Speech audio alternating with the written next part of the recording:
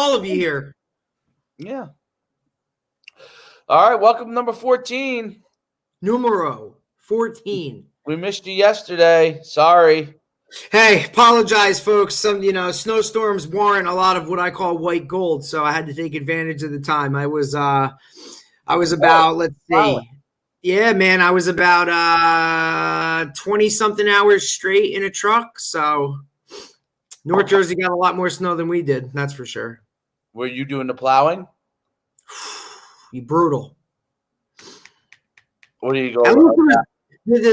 When it's, I like those. Those are the type of storms you like, though, because you get a lot real fast. And obviously, with plowing, once you move it, you're done.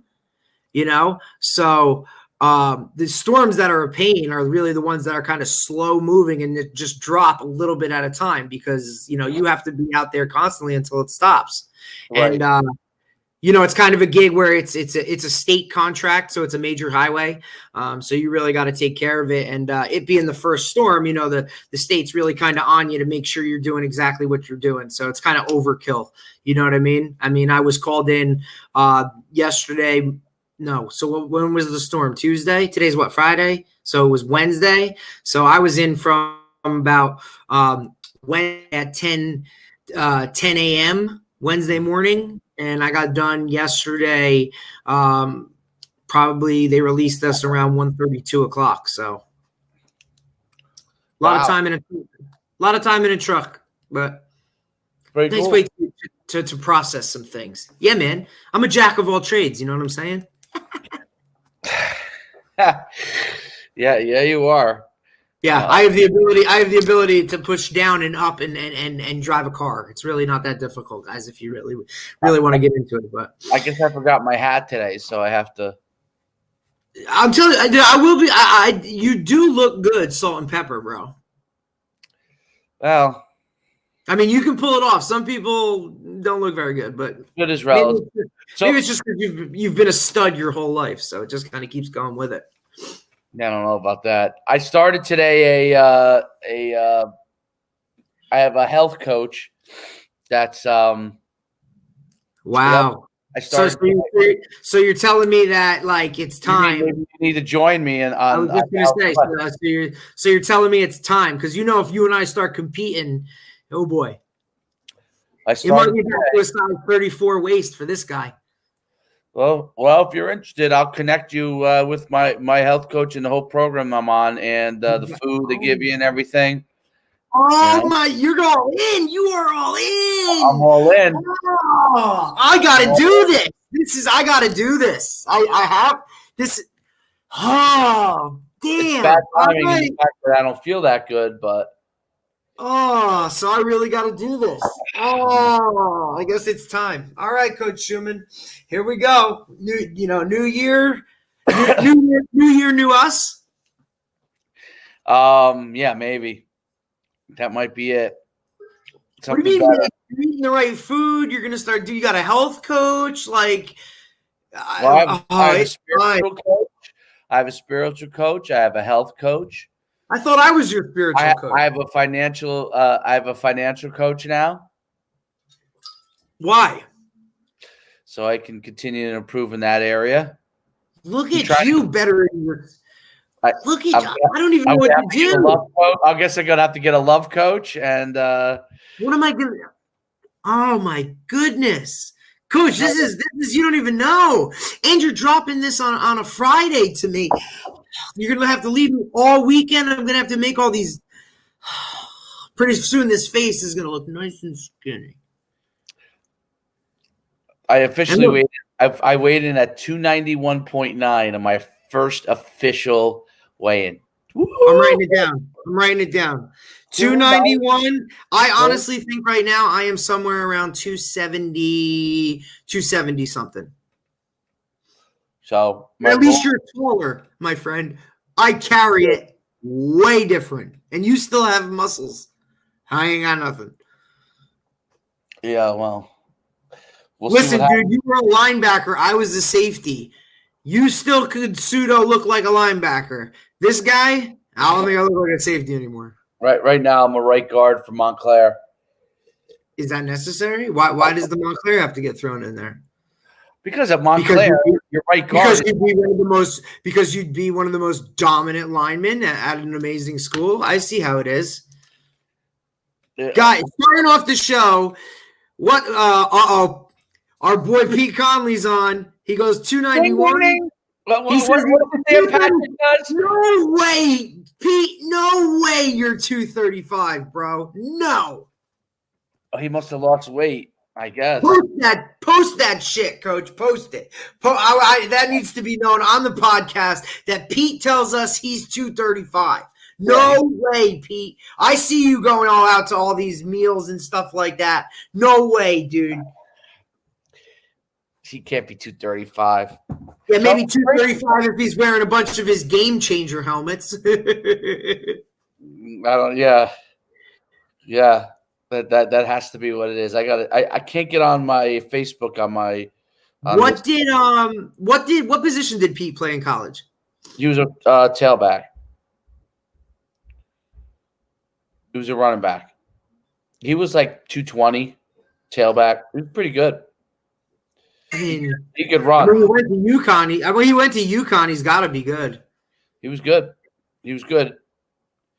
What was his other options? I mean, Quinnipiac doesn't have football. I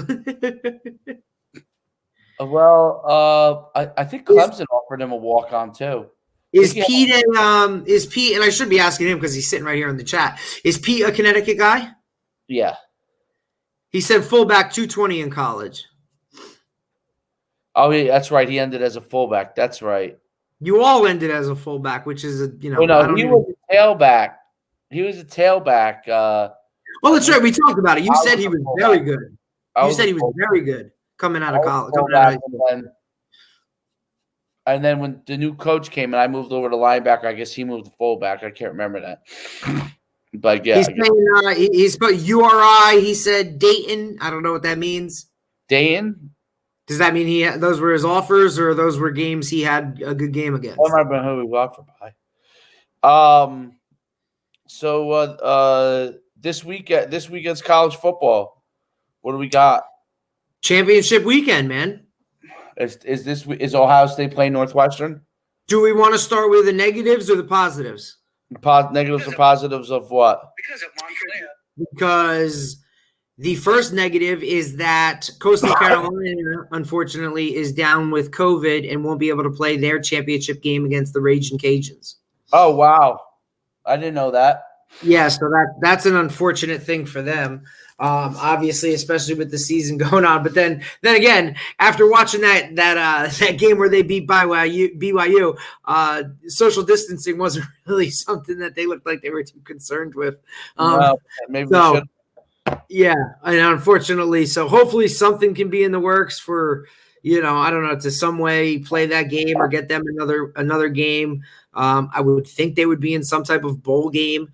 But at the same time, I'm sure they would have loved to get that conference championship and get that little chip under their, onto the banners at their school. I'm not feeling that great myself, to be honest. So, but you still look great. Yeah, right. I look. You look like $1 million. I look good next to like a 90-year-old man. That's so. But as soon as I can get the kick this, whatever this is, and then be in good shape. But got a game tonight. Game I'm excited to see. Game that really wasn't supposed to.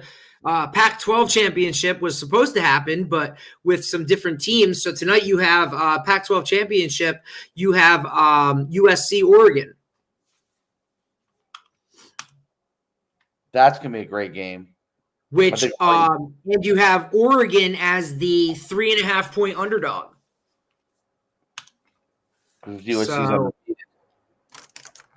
Yeah. And this happens every time because I love Oregon and do they get into the BCS? No, because neither of them are really in the. Obviously, if you win your conference championship, I'm sure there's something. there's something in there for you. I'm sure you'll move up in rankings or whatever. But at the same time, I don't think any of them are really playing for anything crazy. other than the win to win the Pac-12. It's not like it's not like Alabama, Florida this weekend for the SEC championship, where if Florida wins, kind of gives them something a leg up, or at least something else to talk for the committee to talk about to try and get them into the Final Four. Now, that being said, head coach Dan Mullen was asked that question the other day in a press conference, and he said, and quote, "Oh, we'll worry about the Final Four after we win this weekend." So. Pretty bold statement by Dan Mullen. He seems like that type of guy, an in-your-face type of guy that kind of, I think he likes the bulletin board material stuff. But I think he's got to realize that he's going against Nick Saban. So we'll see. Yeah, we'll see about that. What other conference will we have on tap?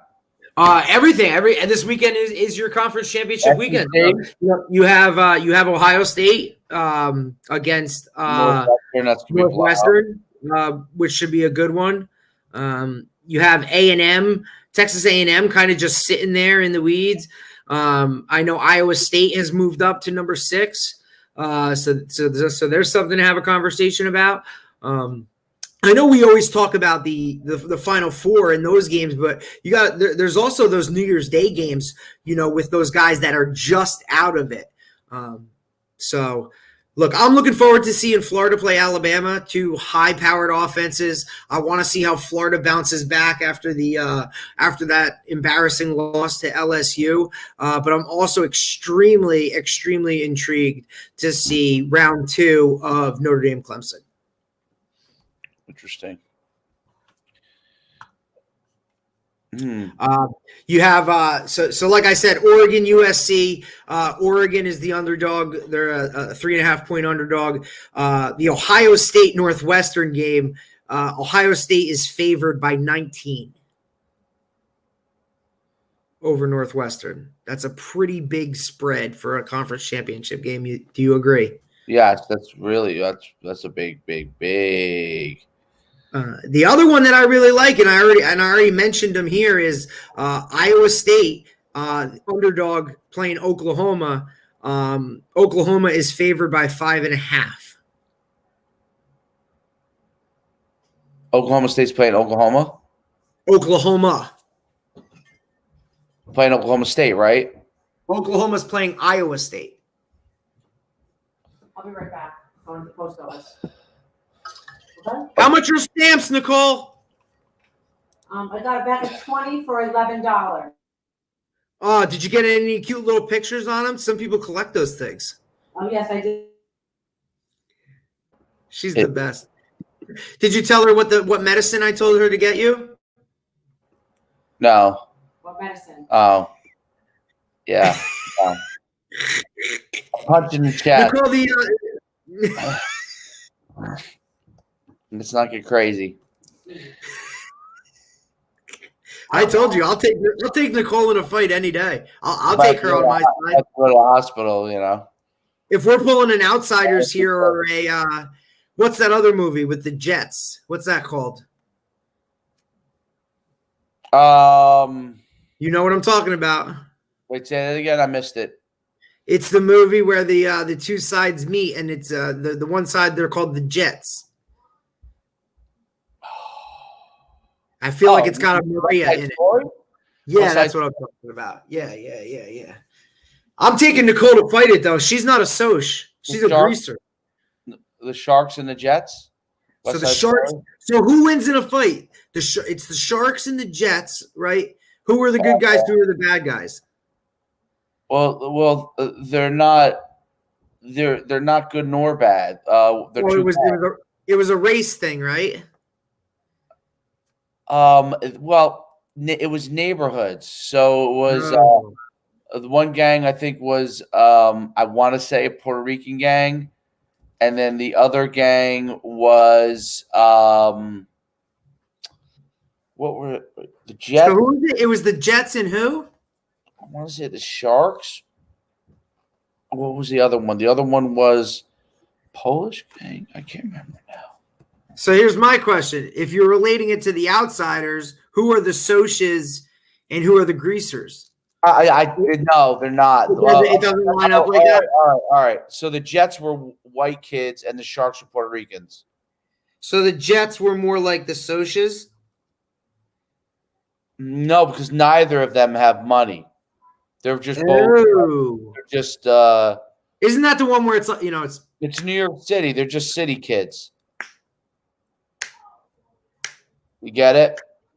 Yeah. They're just city kids. So I don't think either of them have money. Nice little comparison we got there. See, look at the stuff we do. We're talking about West Side Story. We're talking about The Outsiders. I haven't seen it in a long time, but yeah, that's West Side Story right there.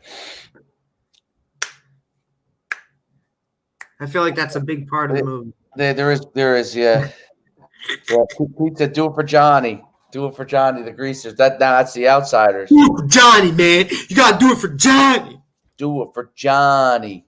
Yeah, then he gets blasted. The cops blast him, don't they? Yeah, that's the end. Sorry, hope nobody's seen it. And yes, Tom Cruise is in the movie, Pete. And we talked about it the other day. Speaking of Tom Cruise, Tom Cruise cake at the beginning when he first comes in, right? So, but hey, Tom Cruise is setting the tone on the set of Mission Impossible 7 because, man, if you heard, I think we talked about it, his rant the other day or his outburst that he had on set. Tom Cruise kind of really went off the chain a little bit. Oh, where he yelled at the people on the set? Yeah, he's nuts. I mean, I guess if I'm paying – listen, from what I heard is he's paying all the money to make that thing happen as far as, what's going on facility-wise and things like that. So I guess he, if you do it again, the quote was, if you do it again, you're effing gone. Like, I'm not messing with Tom Cruise. Dude, he flew a fighter jet, for God's sake. It's Maverick. He didn't fight. He didn't fly any fighter jet. Yes, he did. He's Maverick, man. Simulator. No way. You got to watch the trailers for the new movie. He's a certified pilot, man. He really does that stuff. Come on, man. This is Tom Cruise. Plus, if not, what is he, a Scientologist? You mess with him, like, you disappear. Nobody knows where you are the next day. Like, gone. Off the face of the earth, man. Those Scientologist people. I watched that thing on Netflix. Whoo! Scientologist. That's not even a religion. It's a cult. Oh, we got somebody new here. Dexter Austin for Sleeper. Okay, welcome. Nice to see you. We have not seen the name pop up before, so welcome. Yeah, true about disappearing. Well, all right, let's get into football so we can kind of get you into the flow here because you're obviously not feeling good. I got to bring you the juice, so let's go. I'll take it, but I'll bring you to another level. Let's get this going. Come on, let's talk football so we get you going. Well, I mean, there's a couple things going on, man. First of all, number one in recruiting, again, is Alabama. Is anyone ever going to unseat Alabama? When Nick Saban leaves? I guess that's a good answer. You guess. You tell me what else. Is there no one that can outcompete with Nick Saban? If you're a player coming out of high school and your ultimate goal is to make it to the NFL, where else would you want to go? Alabama is the Amazon of football. They are. Meaning what? Explain that. Meaning they basically control everything. They're Walmart? I mean, it's they are the top. Walmart or Target? Well, that's what I'm saying. Like Clemson is like Walmart, Would you think Clemson is too? I don't know what the recruiting rankings have it. I don't remember. I'm just thinking right now, if you're a 5-star recruit, you're a big time guy, what program automatically comes off your list? And to me, Alabama Clemson should be on everybody's list. Top 5 are Alabama, Ohio State, Georgia, LSU, Clemson. Give me it again one more time. Alabama, Ohio State, Georgia, LSU, Clemson. Bama, Ohio State, Georgia, LSU, Clemson. Ohio State, Georgia, LSU. LSU is 4? Yes. I think that LSU is 4 because they won a national championship last year. I think Georgia is the next Alabama in terms of recruiting. I mean, actually, let me put it this way. I think once Saban leaves, Clemson will move into that role. As long as Dabo is there, they will be 1 or 2. Right. Ohio State, no matter what, you've seen it happen. We've seen changes within the last couple of years, going from, I mean, you've just seen the change from Tressel, right, to Fickle, who's now at Cincinnati, and look what he's doing there, to Urban, and right. now Day. If ultimately Day wants to ride into the sunset with Ohio State and just, be a Nick Saban, I think he can do that. What I question is, I know a lot of people are going to go after him in the NFL. And from what I've heard yesterday and on Talk Radio, there could be up to 9 NFL jobs open. Wow. Yes. And I'll just tell you right now, after watching the Chargers and the Raiders last night, I know the Chargers pulled out the win, but that guy should be fired. Who is it? Anthony Lynn, I believe, should be fired today based off of some of the things that I saw last night. The Chargers did everything possible to lose that game. They had no right winning that game in any way, shape, or form. They made some coaching decisions that I've never seen anything like it in my life. And they have Herbert is – after watching him last night, if he continues this way, he will rival Mahomes. Him and Mahomes will go back and forth until they want to do no more. They are the new Peyton Manning, Tom Brady, but they can actually throw. If you watch this game, it was phenomenal. Patrick Wall says, give me a call. Well, he's talking to Pete. Oh, that's nice. We got friends over. Is this like a Yukon, like whatever? Are these all like? Yeah, are these all Huskies? No, not Dexter Austin for sleeper. And the majority of these people are Huskies. Of course. I mean, come on, man. I got to change this up. I need. Obviously, I'm gonna have to get some Red Hawks on here so we can talk some real football.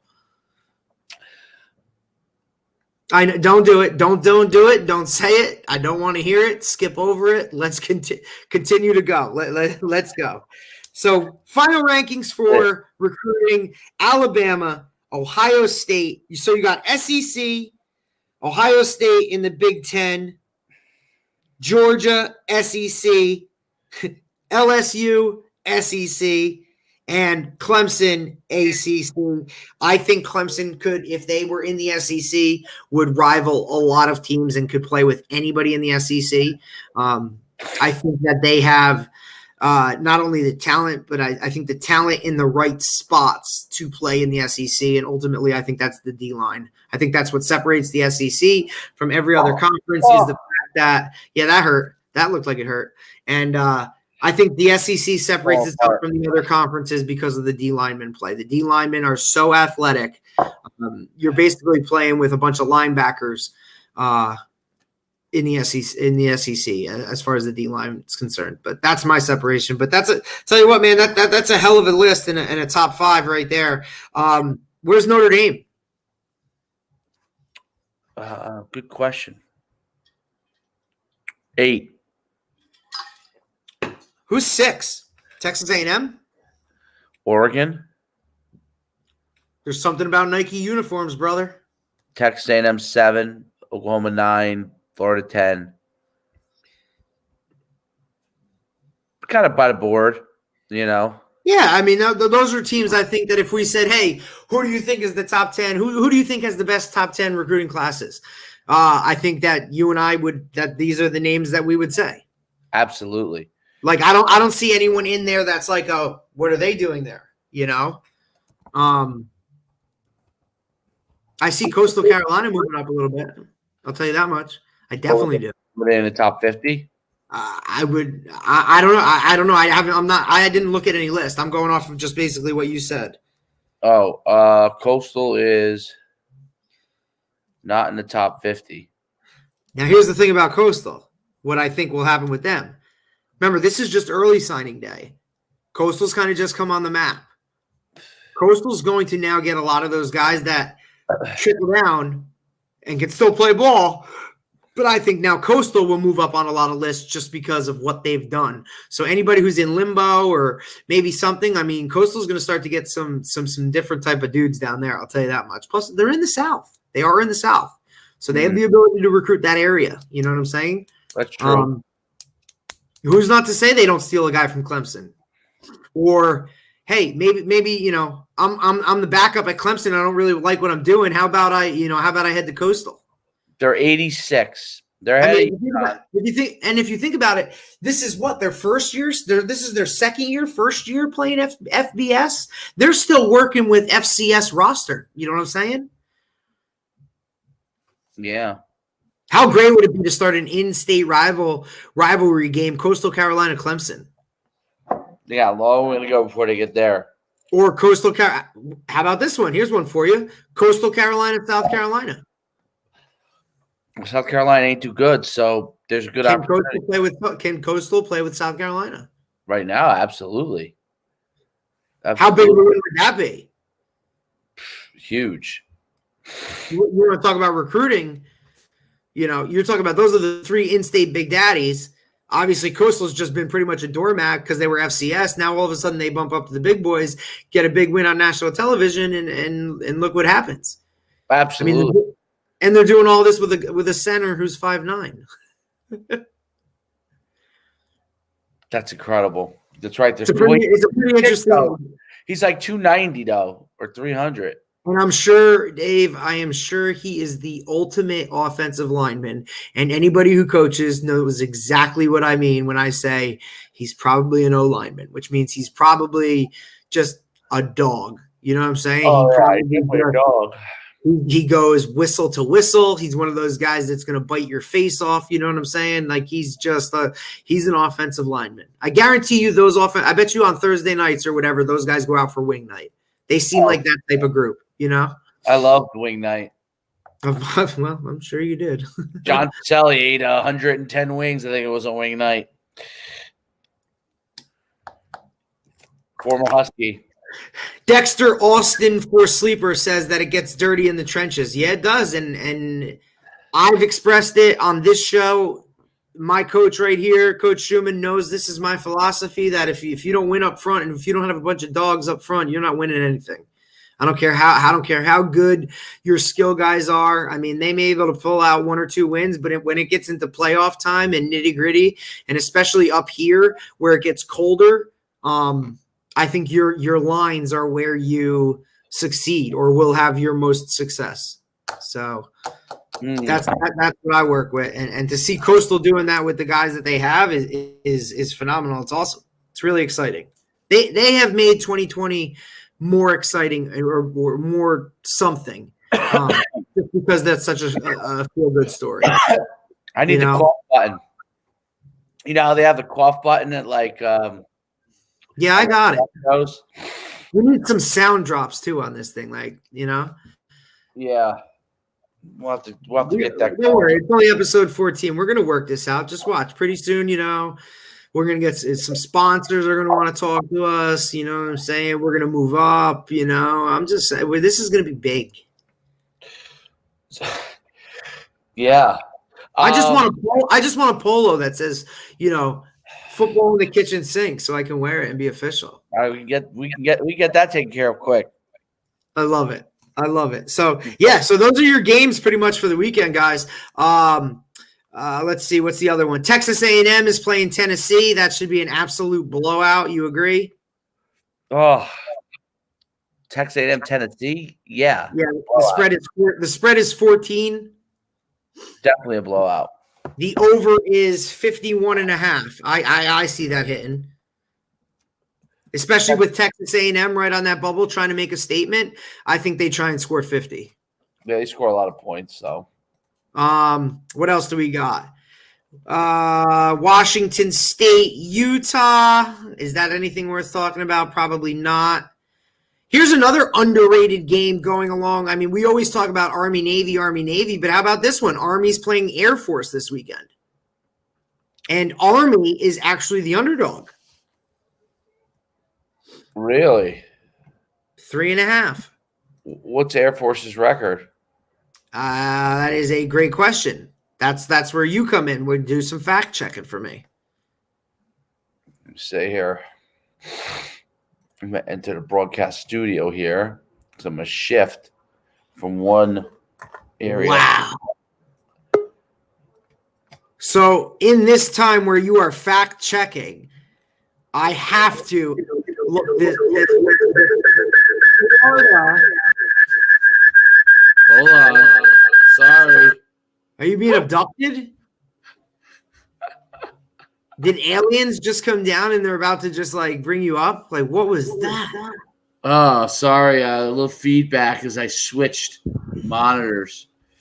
So check this out. So Florida, we have some viewers that want to talk Florida, Alabama. So while you're fact checking that, let me do this a little bit. Florida, Alabama. What do you think the spread is? A lot. 10. 15? 20? 17. Oof. Florida underdog 7. Oh, what do you think the over-under is? 60? Keep going. 70? 74.5. Ooh, I might take the under on that one.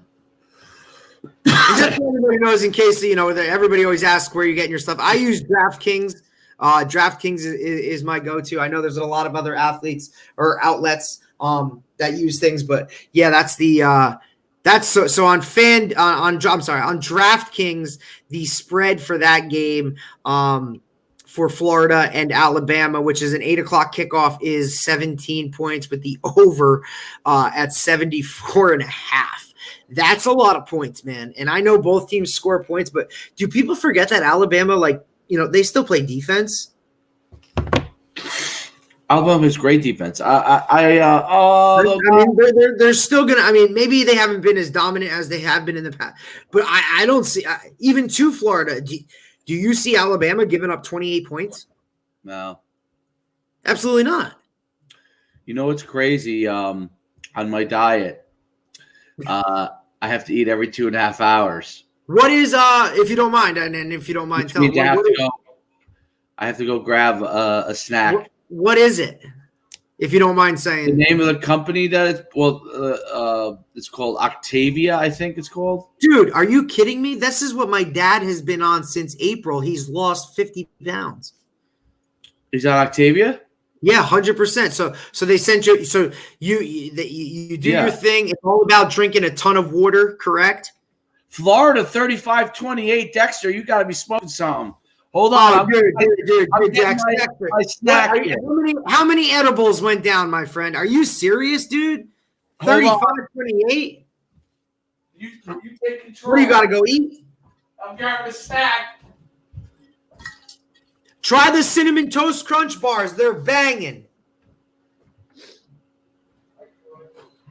Jen, Dave's on Octavia.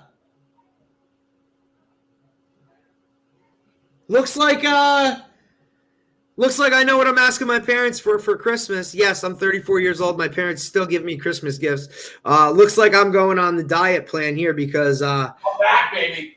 There is no way I can let my head coach look better than me. Look better than what? Me.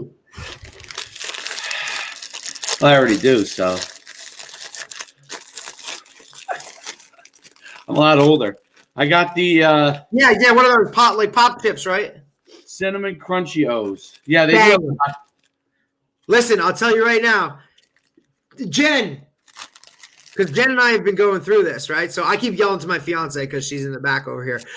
My dad has literally did, and you can talk to him about it because he loves to talk about it because he's literally lost 50 pounds. Looks amazing as compared to what it is just being on this diet. So his phone literally goes off every 2 hours. You got to have a snack. You got to do this. But the main thing, he was the most concerned with the amount of water that you have to consume. I think it's 64 ounces. Half your body weight in ounces. Right. So he has to, that was his biggest concern, but after a while it was like nothing. So dude, good for you. I'm about to, all right, now I know what I'm asking for Christmas. Who's his health coach? Your dad? It's actually a girl, a lady from up north that we know. Lindsay is her name. And how much did Jen, you can, come here, Jen. Jen doesn't want to be seen because she hasn't done her hair, but, I didn't do mine either. come on, Jen, come say hi. Yeah. Meet my people. This is what I do. This is what we do. Dave's eating chips. So yeah, his health coach. How much did Lindsay lose? 100. She's at like 80 something in I believe a year. I think it's about a year. She's like 80, lost 80, and I think I think it's more the size of the things. You know what I mean? Like she's dropped pant sizes like you can't even imagine.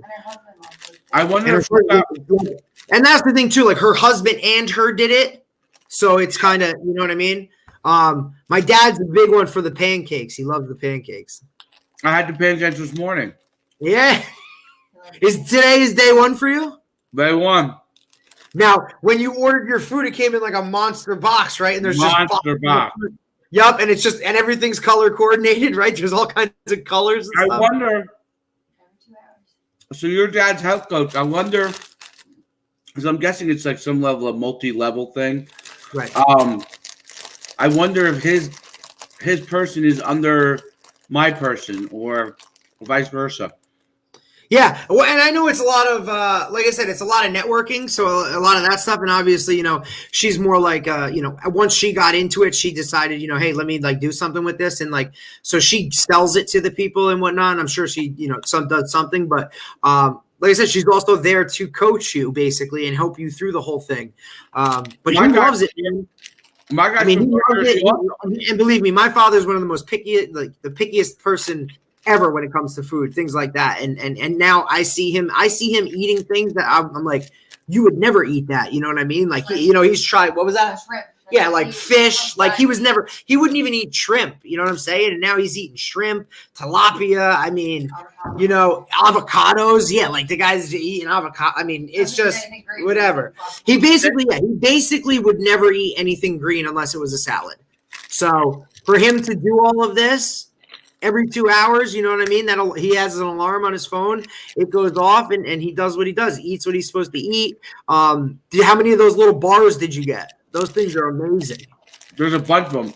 But the problem listen, you got to tell me what you got. I'll go through because obviously the way I look, my father's been pushing this on me. Like, hey, it's time for you to stop looking the way you look. Like you played safe. What are you doing?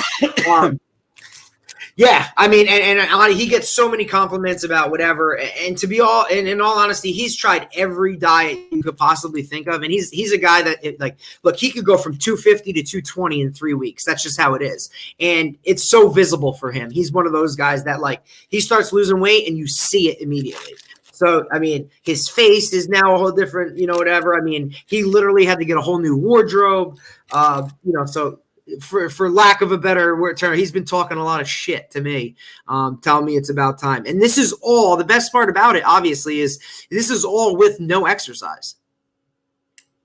I'm exercising too, so. Well, I know that. So you're just going to, do whatever. We'll speed up the entire process. But good for you. And now I'm pissed. Because now I'm pissed because now I have to keep thinking about is Popeye's chicken.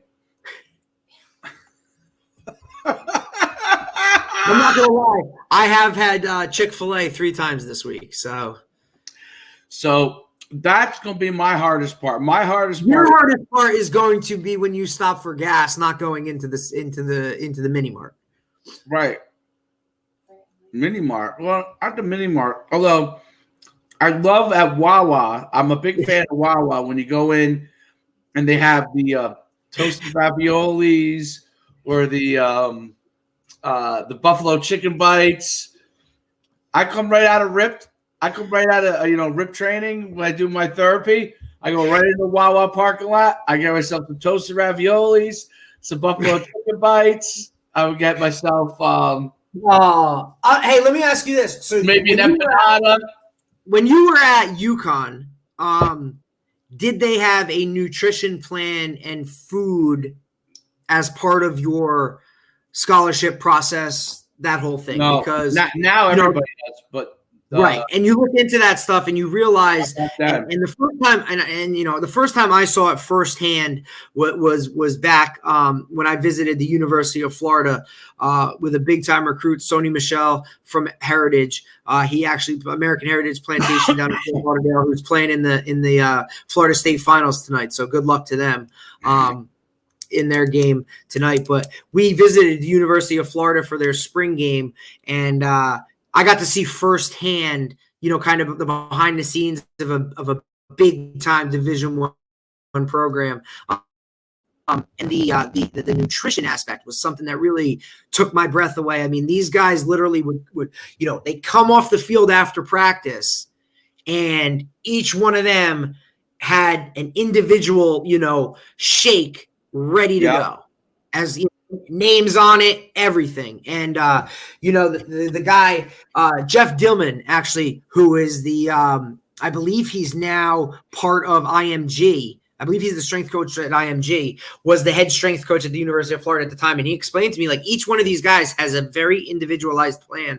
So if we have a guy that's coming in that's looking to put on weight, or we need him to put on weight, here's the shake we make up for him. If we're looking for a guy to get cut up and lean up, here's his shake. You know what I'm saying? And then obviously they have access to food. But here's the thing about it. It's not like they have choices, but every choice is the right choice, if that makes sense. So what's on display is there for a reason. You know what I mean? And then these guys, they get used to eating that, and it changes everything. I look at my player, and you saw him in 2017 when I was at Mount Olive, Liam Anderson. That kid was a skinny little rail. You know what I'm saying? He goes to Holy Cross, gets on a nutrition plan and all this kind of stuff. And he explains it to me. And the kid went from 180, and now, he's all of 225, and just did it the right way, working out. And then the nutrition aspect, man. I mean, I think you look at some of these facilities, I was talking to you yesterday about float therapy. And I looked at it today, and some of these Division I programs have the float tanks right in their facility, where these guys go in there and do their thing. It's part of their recovery, acupuncture. All there's so much that encompasses becoming a Division I football player than just running around making tackles or catching passes. Interesting. Yeah, I mean, the nutrition aspect is.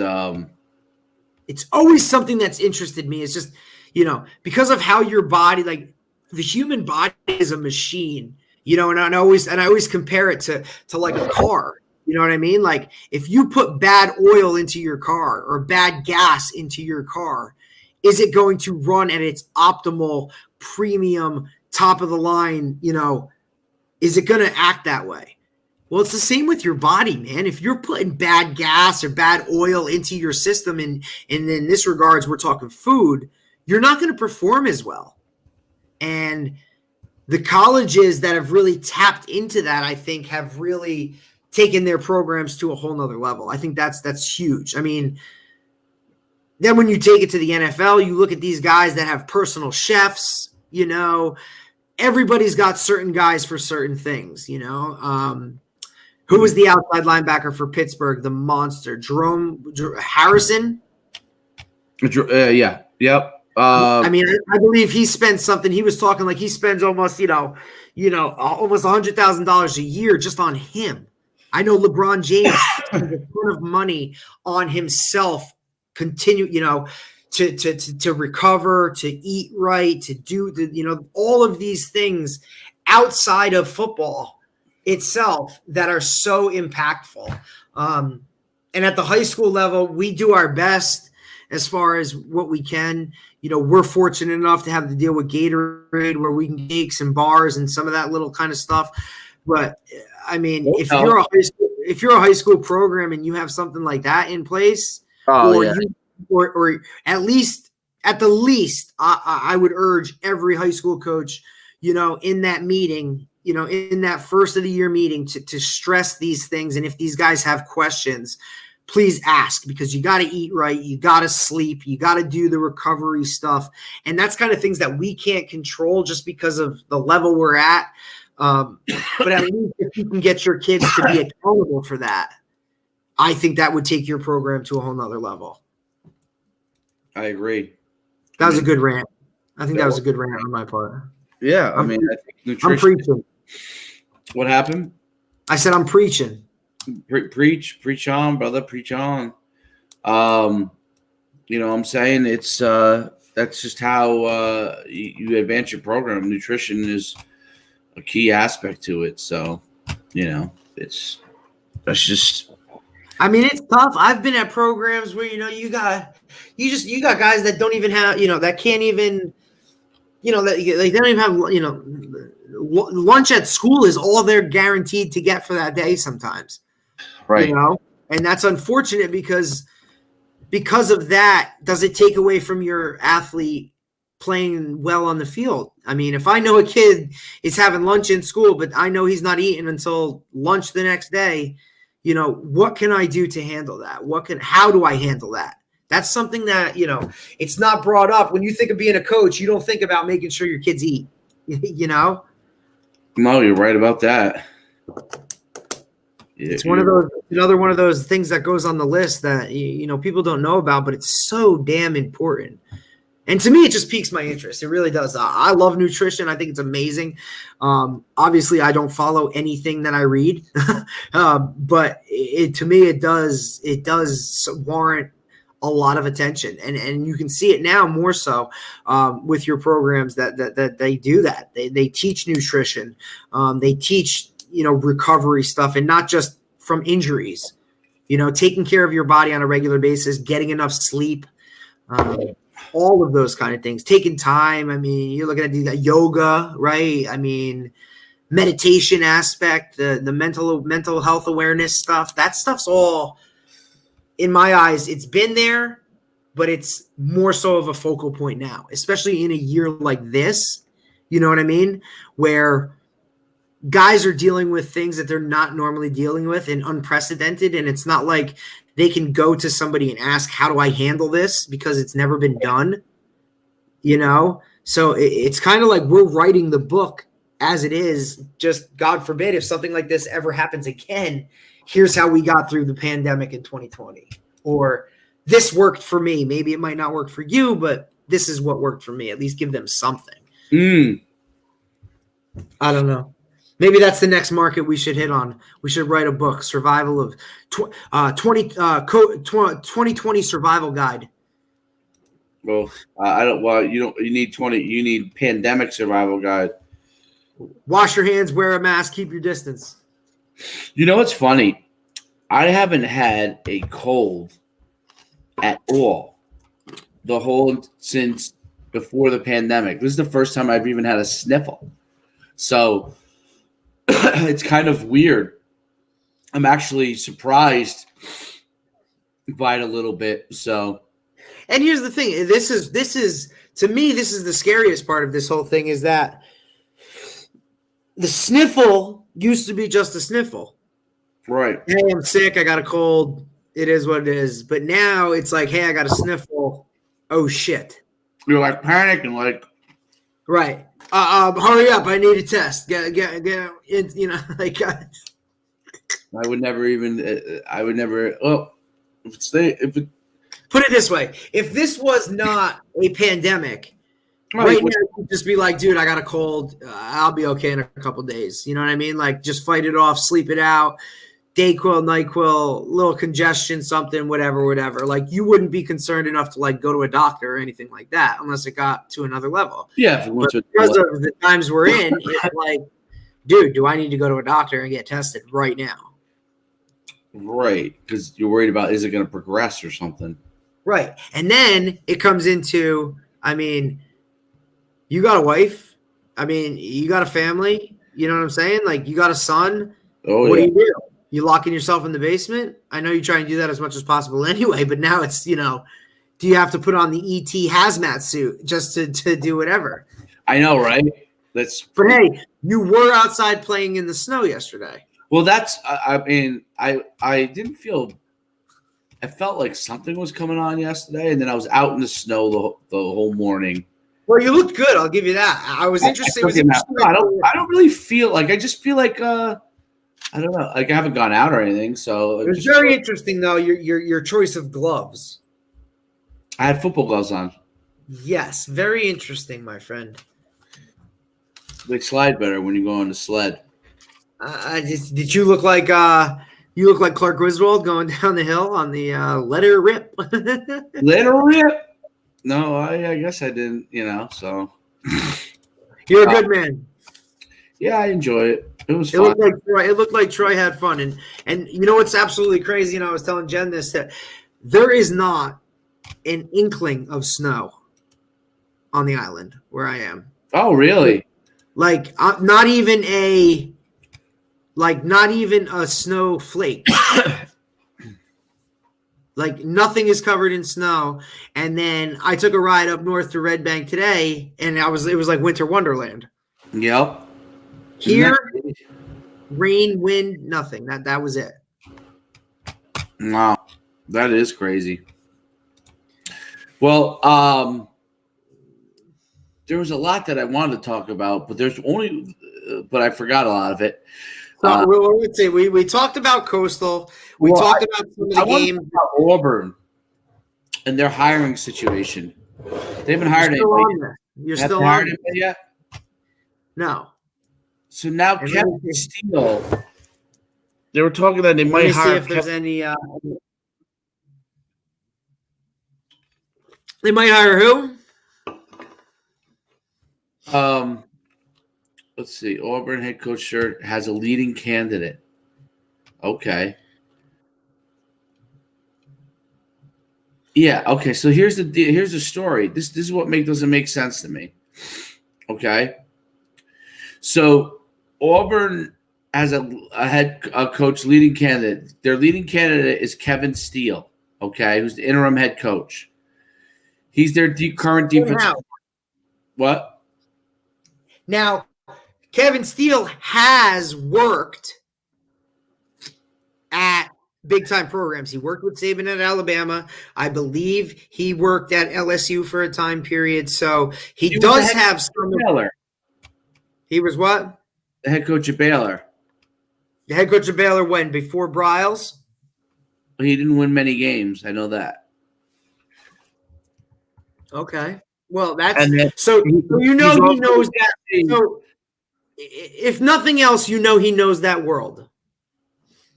He was the DC at he was Auburn's DC this whole time. So okay. I mean, look. Here's his head coaching record. I guess it's before it was first off, before you do that, let me just say, so you're talking a defensive guy now becoming a head coach, which is kind of bucking the trend recently, correct? Yeah. A lot of these guys are going with younger, high energy, exciting offenses. Let's put points on the board. And look, you can say I'm going to lean one way or another because I'm a defensive coordinator and tab the defensive guy. But at the end of the day, I think that was a good bless you. I'm not sure what that was, but as long as you don't go down, okay. My whole philosophy is always, if they don't score, we win the game. What? Yeah, I guess. What? Yeah, thank you. He definitely don't want to score. His record at Baylor was 1-10, 2-9, 3-8, 3-9. I guess then he got canned. This is 99, 2000, 2000. He hasn't been a head coach. As in like 1999? Yeah, 18 years. 19 years ago was the last time he was a head coach. I was playing fullback and killing it in 7th grade back in 99, just so you know? I was 1999. I was working in New York City for Channel Communications, and And your paychecks were huge. they were pretty huge, and it was a different time. It was during the .com boom, the first .com boom, I should say. I was in 8th grade reading books like Monster and what was the other book? And then we got into high school and we're talking The Things They Carried, Lord of the Flies, The Odyssey, The Outsiders, To Kill a Mockingbird. I'm such an academic. The Canterbury Tales. What are you looking at? Because you're focused. I was just reading the Auburn thing. Okay, so the leading candidate is a guy in-house, on staff, defensive guy. He looks like the guy to get the job. What pushes him? If they're looking to make a change, why do you stay in-house? That's what everybody's question is. So they thought that they were going to get Mario Cristobal, I guess. And he just signed a new deal with Oregon to stay up there. Do you know who his offensive coordinator is? Mario Cristobal. It has to be Moorhead from Joe Moorhead. Do you know where he got his start? Well, he was the head coach of Fordham. I know that. Fordham to where? To UConn. I don't know if he went to UConn then Fordham or Fordham then UConn. I can't remember. It must be. No, he was the head coach at Penn State after Fordham. He was not the head coach at Penn State. He was a Oh, you're right. He was the offensive coordinator. Then from there he got. Then he went to Fordham?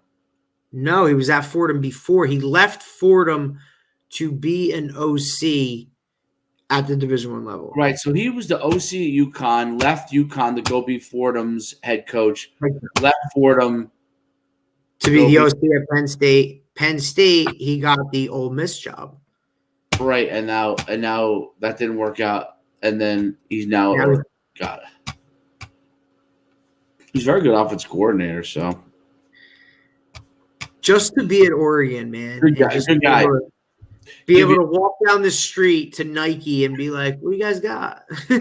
2012, the Powell Park Tigers went into Fordham Stadium and won the 7-on-7 championship over Bergen Catholic in I remember that 5 overtimes. I remember that. Now, the thing about Fordham, right? Fordham, great FCS school, very good academics, correct? Very good academics. But from what I've heard is do not step off campus.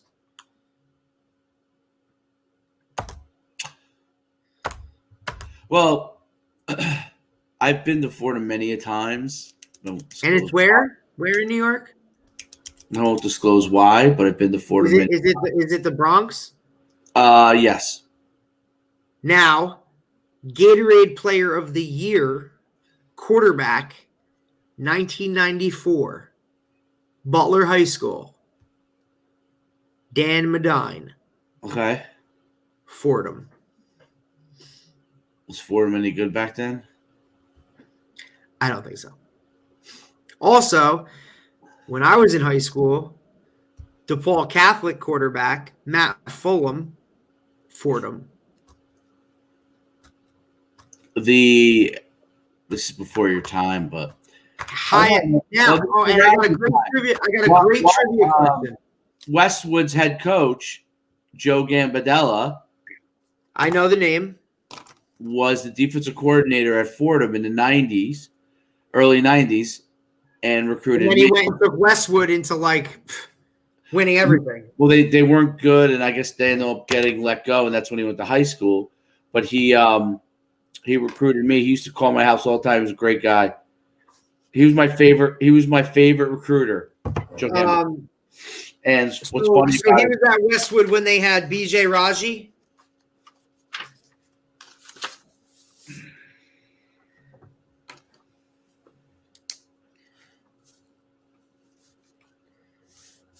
I'm not sure. Westwood's had a lot of. They have a lot of. 2004 season, Westwood defeats Butler High School in the state finals. Butler's second loss in a row in the finals to win another title for Westwood. That was Joe Gambardella. Yes. And I believe BJ Raji was on that team. Then Joe Gambardella might have stepped down right after that or the next year. And then the guy who used to coach I think he's back at Fort Lee. The guy under him took over. I can't think of his name. I can't remember the guy's name. He took over. I think he won one state championship too the next year. And then went to Fort Lee. I don't know why. I can't remember why. There was a reason. But, yeah, so Joe used to recruit me. And he used to always say to me, he was great. He'd be like, when I saw him when I was coaching high school, he goes, yeah, I used to call your house all the time. He's like, you didn't have the heart to tell me you had no interest in Fordham. Actually, I did like Fordham because of him, but I just couldn't see myself going to school. Well, when you develop those relationships with certain coaches, like do you know how difficult it was for me to call Scott Van Zyl, a Butler alum, somebody who I had a very personal relationship, and tell him that ultimately, like, look, I'm sorry, I'm not coming to Monmouth, but I'm actually going to a rival school in the conference in Sacred Heart. Like, that might have been one of the hardest phone calls I ever had to make, but I needed to be a mature man at that time, even though I was a high school kid, and make that phone call. And I think some of these kids now, they shoot a text message like, hey, I'm not going to do that. Like, do you understand that this guy recruited you for a reason and put time and effort and, time away from his family to talk to you on the phone to try and get you to come to a school? You know what I mean? Like, at least give some respect. And I think that's what we kind of preach that as coaches. I think we've been very fortunate in our 2 years at Red Bank that we've had good kids. I think it's a place where the kids are good and they understand that aspect of it. They're respectful, and I think that's one of the things we preach, because it's not that that goes further than football and takes you after football, So I think that's part of creating good men on our part. Yeah, I mean, you have to conduct yourself the right way. I think that's a key part to the recruiting process. I'm spent. Damn. I know you're not an hour. You're going, but I'm spent. There's a lot going on. Got to get some shirts out for the NUC All-American game. So those of you attending, they look very nice this year. They do. I've seen them, guys. They look good. And I got out all the boardwalk beasts tryout. The guys who are invited, I sent it out. To the team. We'll have another in January. I'm excited. Those guys deserved it. They really they came to play the other day, man. And it was good to see a bunch of kids running around and enjoying what they're doing and stuff like that. Wow. I'll tell you that offline. All right. But is there anything else you want to cover? Because I'm shot. See how one more thing, because this is close to my heart. And we were kind of talking about it the other day, right? University of Hawaii. What about it? Where do they play their games? The Aloha Bowl. The Aloha Bowl has been deemed unsafe and will be condemned. Oh, man, I used to run my events there. So listen, here's the deal. You going to buy it? In order to be a Division I program, you have to have a stadium with a capacity of at least 15,000. Is that what it is? I thought it was 32 or something. Okay. There is no place in Hawaii. There's nothing in Hawaii that can hold anything close to that. Now, they have another project in place for a new stadium and new athletic facility, but this is not supposed to be completed till 2023. Oh, man. They're in a bind. So wow, that's amazing. they are now looking for a waiver that would allow them to play at the next biggest stadium, St. Louis High School. In Hawaii, which St. Louis High I School? want you to know, it is not St. Louis High School. Okay. I would like you to guess the capacity of the place that they're going to possibly play. It has to be small. I would say 6,000. Very close, my friend. 5,000. What high school? You're gonna make. Now I'm gonna look it up. But when I read that article, I got all jacked up because obviously I think it's you know what I think it's on Football Scoop. It definitely is. It's on. I read it on Football Scoop, and it said, hey, Hawaii looking for, Hawaii basically no place to freaking play. Here, Hawaii has a stadium crisis on their hands. Steve Sarkisian reported to interview for Auburn job. Of course he is. Why wouldn't he? That's a huge development. Now here's and I know you're not feeling well. I know you want to go, but I have to bring this up. No, I'm good. When you do something like that, and you're a coordinator of a team that's as successful as Alabama, and you're going to continue to be playing, what do you do? And if you get that job, do you say, hey, look, sorry, I got to go focus on my program at Auburn? Or do you respectfully ride the wave and continue to do what you do with your current team? I'm asking you personally, how would you handle that? Say that again. Without the outside noise, because obviously maybe there's a contract that says you have to finish it out or something of that nature. None of that being said, what do? Do you leave and go to your new program?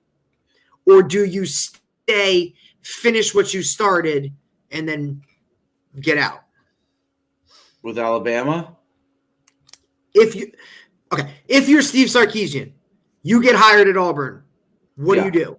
Do you leave and go to Auburn? Do you stay as the offensive coordinator, win a national championship, and then go? What do you do? If you get hired. If he gets hired.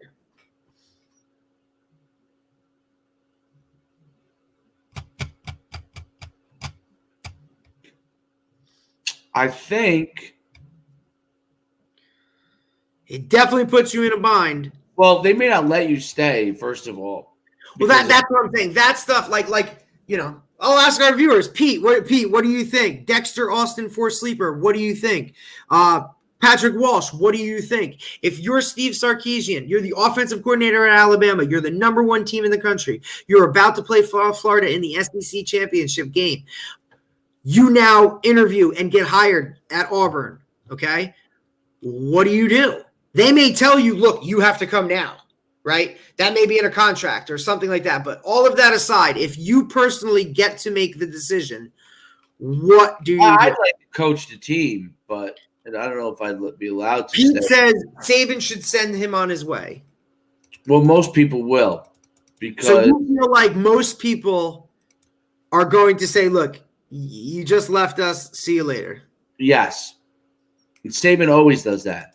Is it in good faith or is it?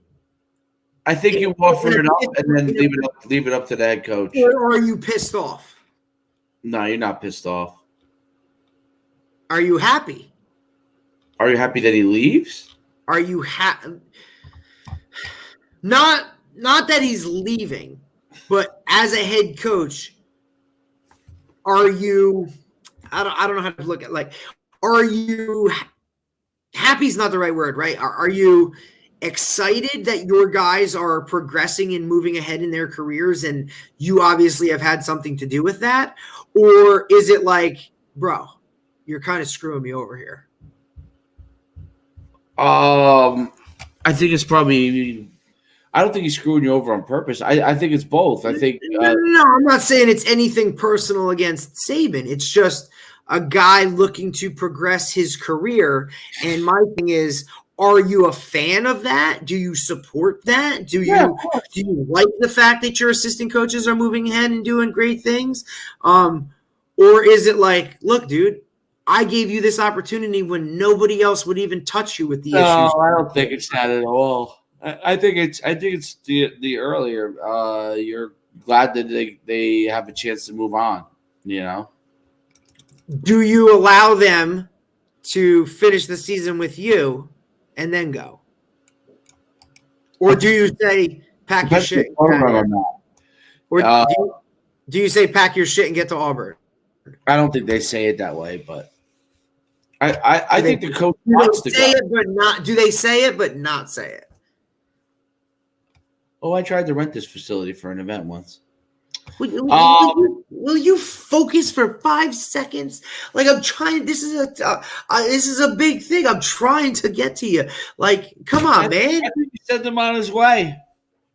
I think you send him on his way and you say thank you and best of luck, and that's just kind of how it is. It's And do you think now is that programs all over, or do you think that's just a Nick Saban thing? Because obviously we've seen Nick Saban's staff turnover crazy, and we see guys on his staff doing things, big things, getting jobs all over the country. I think I think you're doing a disservice. I think what's his name at Tennessee is there? Kirby Smart. I mean, I think you're doing a disservice. I think you're doing a disservice to the current program if you stay. The current program is in, for example, Sarkisian is doing a disservice to Alabama if he stays. Yeah, because the theory is, he stays, you can win a national championship, but is this hard in it? Maybe right. Is he burning the candle at both ends? Is he sitting there working on the game plan for Florida, getting all his stuff done, doing what he has to do, and then calling recruits for Auburn at night? Yeah. Or is he talking to a guy that has a 5th year, and then he's talking to the 3rd and 4th stringer saying, look, you're never going to play here. Why don't you come for me at Auburn? He goes, he better not try to get coaches from the current staff. Yes, Dave. Watch that. That was a great special. I don't know if you saw it. That was phenomenal. It was I did. I don't remember it, though. Him talking back. I think you gotta let him go. Look, let's say Sarkisian goes to Auburn. You 100% have to let him go. He's going to take your recruit. He's recruiting against you. He's going to take your 3rd string guys or your guys that could possibly be graduate transfers, correct? Maybe. I mean, Pete said, look at Etzel leaving to Maryland. Please don't ever refer to Etzel on this program. Why? Ever. The guy wouldn't even play this season. I'm not talking about him. Why? You just hate on UConn because you went to Montclair State. No offense. I love UConn. I would go there. I'd be a Husky. I would probably be. Now the truth comes out. I would be the best player to ever come out of UConn. Don't tell me. I mean, I'd play my. You have to get on the field first. First off, all I'd have to do is listen, and this is for everybody. I'm out of it, but I'm not dead. For all of these guys that think guys like me couldn't make it at a big level. First day of practice, you go out there, you find the best player, and you run into him as hard as you can and knock him on his ass. And I guarantee you, there's 2 things that are going to happen. One, you're going to get yelled at, and somebody's going to be like, what the hell are you doing? That's our best player. Why would you ever do that? But I'll tell you what, now you're on the coach's radar, whether it's good or bad. They know who you are. Second, there's going to be a bunch of guys on the team that respect you and say, who the hell is this kid, and where is he coming off flying around like this, doing these things? Either way, people are going to start to notice who you are. I don't care if I got a number 109 on my jersey and I had to wear my own cleats, but I'm telling you right now, I'm making a statement on day 1. So let me give you a little news flash. Here we go. Let me give you a news flash. Every player that's at Big Time schools comes in trying to do that. No, they don't. No, they don't. Everybody tries to make an impact immediately. They're so scared to run out there on scout team. They would shit their pants. You're giving me some Sacred Heart nonsense. Yeah, what do you mean nonsense? You're damn right. They're like, hey, we need a punt returner. Somebody go out there on scout punt. Yeah, hell yeah, I ran out there and caught the friggin' punt. I may have got lit up like a kite and killed by the bunch of starters, but I sure as hell was running out there. They're like, hey, we need an extra D lineman on scout. Yup, I was running out there. Was I a D lineman? Nope, but at least the coaches had to throw me off the field. They knew I was willing to get on there. That's what it's all about, man. You can't coach effort and you can't coach desire to do whatever. So sometimes you just got to be. Let me ask you a question. Does Sacred Heart have a stadium? Absolutely. You should see it. Check it out. Google it right now. Bro, Bobby Valentine is the athletic director. Bobby Valentine. New York Mets, thrown out of a game, comes back on the game, sitting in the dugout with a mustache and glasses. You're telling me a guy like that can't lead a program? Check out the new facility. Their one end zone now is phenomenal. The other end zone, touchdown. They got a touchdown Jesus and a Jumbotron. It's phenomenal. I know this might cost our kids ever getting recruited by Sacred Heart, but I think Sacred Heart would be a team that I would be drinking Gatorade at halftime. And just talk to my friend. Obviously, yes, but Sacred Heart, when I was they won. I don't know. They won a mid-major national championship the year before I got there. And, yeah, they played in the NEC, which was kind of that, they were with Monmouth and Robert Morris, and Albany was in the conference at the time like that. Well, I played against some beasts. I played against Miles Austin. I mean, there's some dudes. It's not like they can't play. What's a mid-major national championship? What was that? What's a mid-major national championship? Explain that. A non-scholarship Division I AA national championship. See, Pete's got an account with the rugby team. Beautiful thing. Then Pete, you got to make sure you don't hate on them. I like their website. I want to see what their stadium looks like. Sacred Heart. Sacred Heart is your moment in the sun. You got someone backing you right here. Give them a job. All right, here we go. Let's see.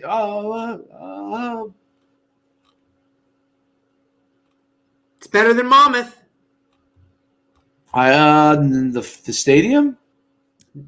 Now, the stadium itself, not so much. The stands really aren't anything, it's not like. Monmouth's got a nice stadium. I like their stadium. I like the way they do it. Now, look, I'm also, you got to understand, Dave. It's like where capacity at Sacred Heart is 3,300. It's not big. That's small.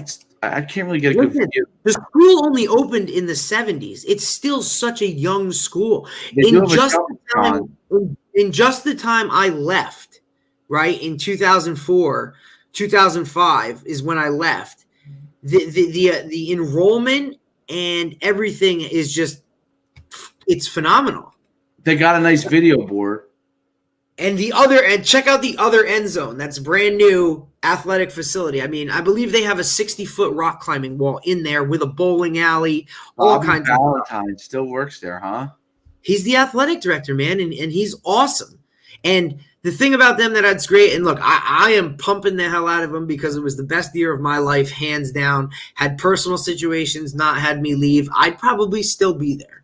Because I would have played, I would have GA'd, and I would have just continued to coach because the head coach up there, Coach Nofree, absolute phenomenal man in general. He was the linebackers coach when I was there. He's pretty much the only holdover from the staff when I was there. But I look at the staff that I played under, and you laugh all the time because it's absolutely crazy to follow these guys. I mean. Neil Brown, the head coach of West Virginia, was my coach at Sacred Heart. He's our coordinator. He was the OC, and then Artie Assalta, who's now the tight ends coach at Fordham. He was another guy that was there with me. And the offensive line coach Frank Joffrey is now the offensive coordinator with your boys at UConn. After spending some time, he was at Maine for a while, and then he had GA'd at the University of Miami, so he had connections. And when, damn it, it's escaping my name. Who was the coach that went to Pagano? When Chuck Pagano went to Indianapolis, my coach Frank Joffrey went with him, and he was his quality control guy for the entire stint that he was there. So you're talking about 3 coaches that are, a head coach at West Virginia. Are you kidding me? And they came from small, like you said, 3,300 capacity stadium at Sacred Heart. Like, great place to be, man. Great place to be. I'm looking at their recruiting areas, their coaches, and they do like Jersey. How come they don't have Monmouth on? Well, Monmouth's not in their conference anymore. They're still in the Northeastern. I'm saying Monmouth County is. Their defensive coordinator, I believe, Cook. He is phenomenal. He's excellent. His defense is very good.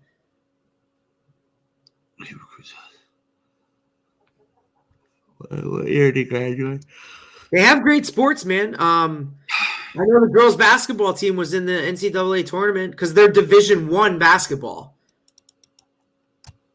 That was fun, man. Those used to be some fun games. That was where I actually got to be the first time I got to be, I felt like a true student athlete.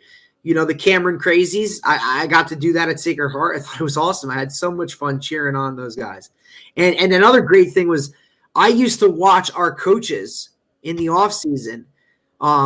When the girls basketball team would practice for a scout team, it would be 5 of our coaches and GAs that would go out there and play against the girls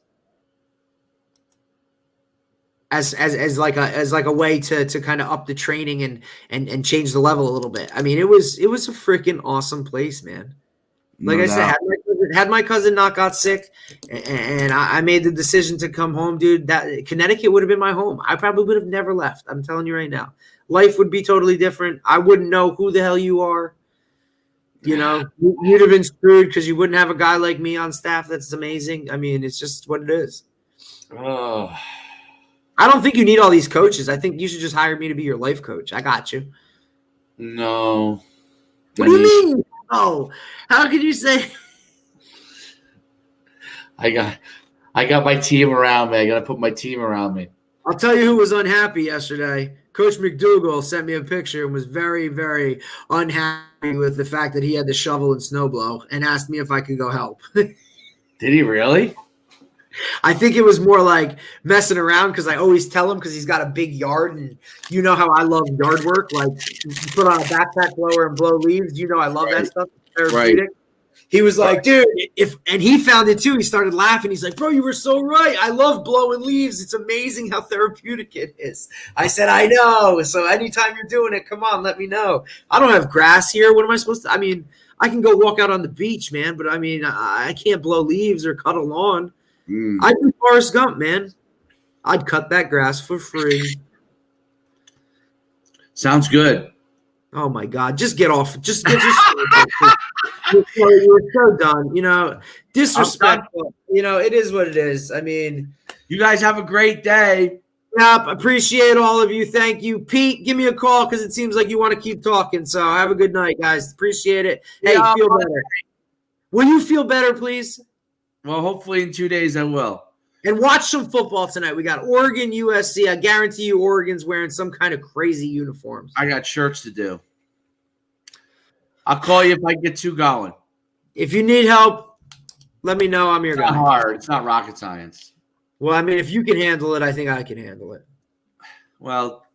Oh, here we go. I have an MBA. All right, you went to Montclair State. Yada, yada, yada. All right, bro. I got it. I didn't say that. You said that just now. No, because I know. I just know. Your insecurity just prayed into you right there. Here we go. You know, at this point, you need to go have another snack because your blood sugar is getting low. I can't have another snack. That's the problem.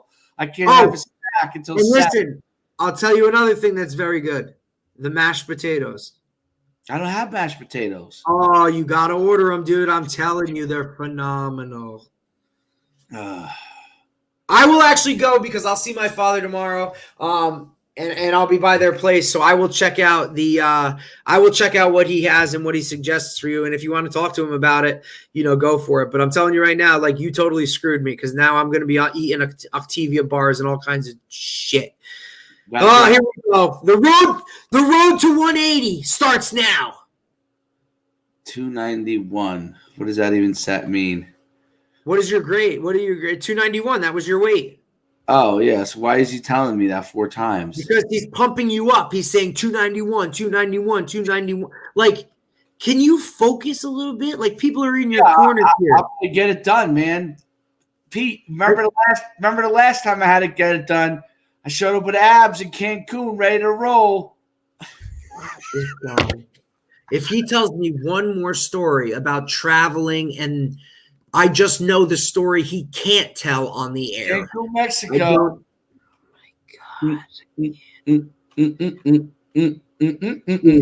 I know you listen, you're from Saddlebrook. I know you were a fist pumper, and I know you used to gel your hair with a little flippy in the front. I just know it. I absolutely you were one of these guys. Heck yeah. And I'm sure you have no rhythm because you look like you have no hips. Great rhythm. You have no hips whatsoever. That's why you never ran hurdles. I'm a freak. Ask No, you're anybody. Pete says Cancun. Oh, Pete says we should go Cancun 2 years. He went to Cancun 2 years. But I went. I will tell you one thing because I do have a goal. Pat Tillman every year does a 5K run for his Pat Tillman Foundation. It's on April 21st. It's a virtual run. If we're really going to do that, I would like to have a goal like that in line, like be able to run a 5K by April 21st. Yeah, Pete. I went there 5 times to Cancun or 4. Yeah, I wonder why. What was the bartender's name? 1, 2, 3. 1, 2, 3. Hey, can you see this? 4 times. Hang on. Can you see this? I just want to show you. So this is my boy from Florida at Florida State. This is the field. This is the state championship ready to go. Florida does it right, brother. And here, I'll give you something else that I'll tell you what he's concerned about. What do you think game time temperature is in Tallahassee? 75, 80? 42. Oh, wow. He is concerned because he doesn't let his running backs wear sleeves. Why would he not do that? Why does he not allow that? Think about it. Fumbling? Yep. So he's like, damn, my guys are going to be freezing. Yo, 42 in Florida is no joke. On that note, you guys have a great day. I just want everybody to know I carried the show today because my co-host is a little under the weather. I'm not blaming him for it. I want him to get better and feel better. But I just want you to know today was my day. So everybody have a great evening. Enjoy your weekend. Please watch some football. There's a lot of great games on. Let's hope for the Giants to win, even though I'm not a Giants fan. And let's pray that the Jets keep losing so we can get Trevor Lawrence. Yeah. Amen. Later.